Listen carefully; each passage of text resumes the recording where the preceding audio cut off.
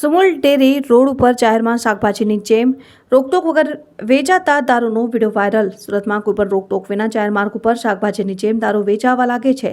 સુરતમાં ખુલ્લેઆમ રોડ ઉપર વેચાતા દારૂનો એક વિડીયો સોશિયલ મીડિયામાં વાયરલ થયો છે। વિડીયોમાં જોઈ શકાય છે કે સુરતના સુમુલ ડેરી રોડ ઉપર ડિવાઈડરની વચ્ચે ચાદર ઉડાડી દારૂની બોટલો સંતાડવામાં આવી છે। લાલ રંગનો શર્ટ પહેરેલો એક ઇસમ ડિવાઈડરમાંથી બોટલો લાવી ગ્રાહકોને આપે છે। આ બધો વહીવટ ટ્રાફિકથી ધમધમતા જાહેર માર્ગ ઉપર થઈ રહ્યો છે। ગ્રાહકો ટુ વ્હીલર પર આવે છે અને રૂપિયા આપે છે અને બદલામાં બોટલ લઈને જતા રહે છે। વિડીયો ઉતારતી વખતે જ આરટીઆઈ એક્ટિવિસ્ટ પોલીસ કંટ્રોલ રૂમમાં ફોન કરીને ખુલ્લામાં દારૂ વેચાઈ રહ્યો હોવાની બાતમી પોલીસને આપે છે, પરંતુ આશ્ચર્યજનક રીતે અડધો કલાક સુધી પોલીસ આવતી નથી ને એક પીસીઆર વાન રસ્તા ઉપરથી પસાર થાય છે, પરંતુ તે રોકાતી નથી। દરમિયાન પોલીસ આવે ત્યારે પહેલા બુટલેગરો ઈસમોને જાણ થઈ જાય છે કે તેઓની ફરિયાદ થઈ છે, તેથી તે દારૂના પોટલા ઉચકી ભાગી જાય છે। આરટીઆઈ એક્ટિવિસ્ટ વિડીયોમાં કહે છે કે આ દ્રશ્યો સ્પષ્ટ દર્શાવે છે કે પોલીસની ભાઈબંધીમાં સુરત શહેરમાં દારૂનો ધંધો ચાલી રહ્યો છે।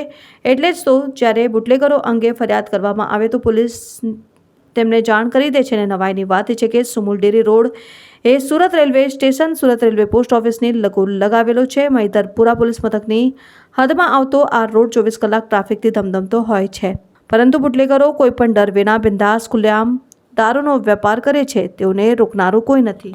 નમસ્કાર મિત્રો, જુઓ આ ગાંધીના ગુજરાતમાં ખુલ્લેઆમ અહીંયા Sumul dairy road station post ઓફિસની બહાર આ ડિવાઈડર ઉપર દારૂ સંઘરવામાં આવે છે અને આ દારૂનું તમામ બુટલેગરો ખુલ્લેઆમ વેચી રહ્યા છે।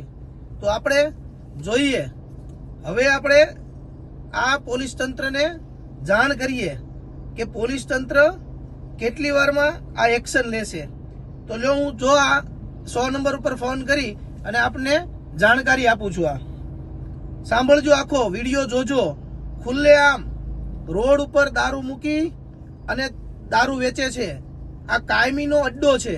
તો આપણે ગાંધીના ગુજરાતમાં દારૂ તો ઠેર ઠેર જગ્યા ઉપર મળે છે, પણ આપણે આ વિડીયોના માધ્યમથી જાણવાનું છે કે પોલીસ અધિકારી શું આની પાછળ તત્કાલીન એટલે કે રોડ ઉપર ખુલ્લેઆમ ગાંધીના ગુજરાતમાં દારૂ વેચાતો હોય ત્યારે કાર્યવાહી શું કરે છે એ આપણે જાણવાનું છે। તો ચાલો જોઈએ।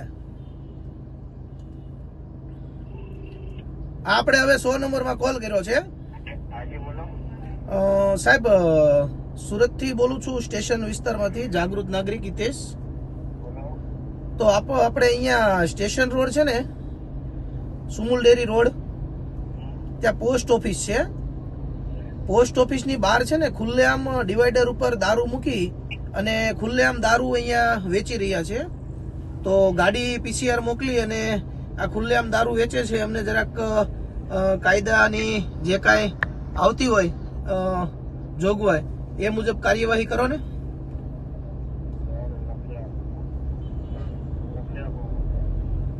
હા, વહેલી તકે સાહેબ મોકલજો।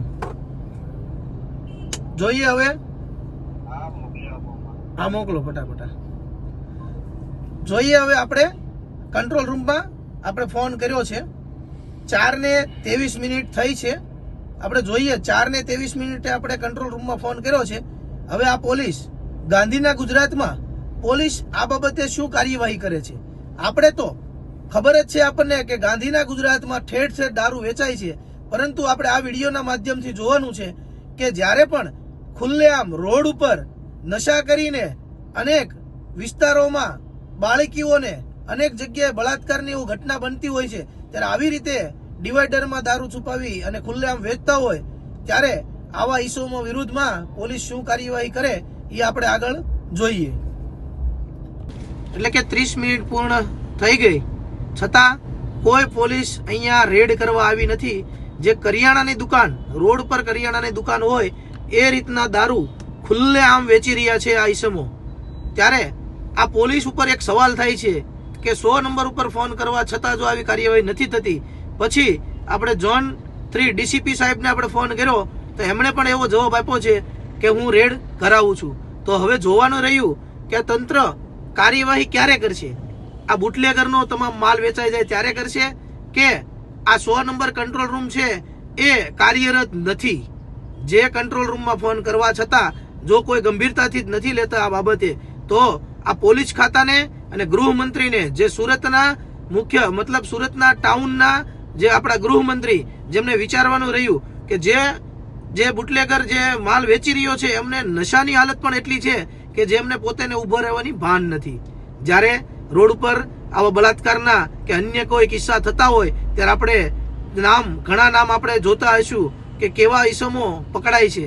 ત્યારે આપણે આ ગુજરાત પોલીસ ઉપર એક સવાલ થઈ રહ્યો છે કે જ્યારે 100 નંબર ઉપર કંટ્રોલ ઉપર 30 મિનિટ સુધી 2 વાર કંટ્રોલમાં ફોન કરવા છતાં જેને સમય મર્યાદા 7 મિનિટની કોઈ પણ ફોન કરે તો 7 મિનિટમાં પહોંચવાની સમય મર્યાદા છે છતાં નથી પહોંચતા. ત્યારે આપણે આ ગુજરાત પોલીસ કંટ્રોલ નંબર ઉપર એક સવાલ થાય કે આ કંટ્રોલ રૂમ શું કામના છે? પબ્લિકની હિતમાં છે કે પબ્લિકના જોખમ માટે છે? તો આવા ઈસમો જ્યારે નશાકારક પદાર્થો નશાકારક ખુલ્લેઆમ વેચી રહ્યા છે, જે આપ અલગ અલગ બ્રાન્ડના અલગ અલગ પાઉચો આ બધું વેચી રહ્યા છે, આપ જોઈ રહ્યા છો કે કેટલા ગ્રાહકો કરિયાણાની દુકાનની ગોળે નશા કરવા માટે આવે છે. આ નશો કરીને કાલે સવારમાં શું કૃત્ય કરતા હશે આપણને નથી ખબર. પરંતુ આ એપિસોડમાં આપણે જોવો કે 100 નંબર ઉપર ફોન કરવા છતાં જો આવી કાર્યવાહી નથી થતી અને ગૃહમંત્રી મોટા બણગા ફૂકે છે કંટ્રોલ રૂમમાં ફોન કરો અથવા ન કરો તો મને ફોન કરો, પણ સાહેબ તમે ફોન ઉપાડતા નથી. આ તમે ફોન ઉપાડવા મતલબ ગુજરાતમાં તમે કઈ રીતે ફોન ઉપાડી શકો? તો તમે જરાક જુઓ. હવે હું એક ગૃહમંત્રી તરીકે સુરતના હોમ ટાઉનના છે એટલે આપણે ગૃહમંત્રીને એક ફોન કરશું.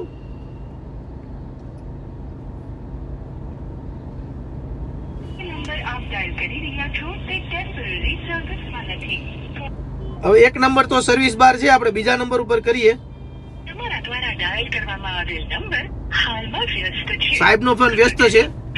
ગૃહમંત્રી હોવાથી કદાચ વ્યસ્ત હોઈ શકે, પરંતુ કંટ્રોલ રૂમ જ એવો સજ્જડ બનાવી દો કે પોલીસને એવી એલર્ટ કરી દો કે કંટ્રોલ રૂમમાં ફોન કરવાથી કાર્યવાહી તો કરવી જ પડશે.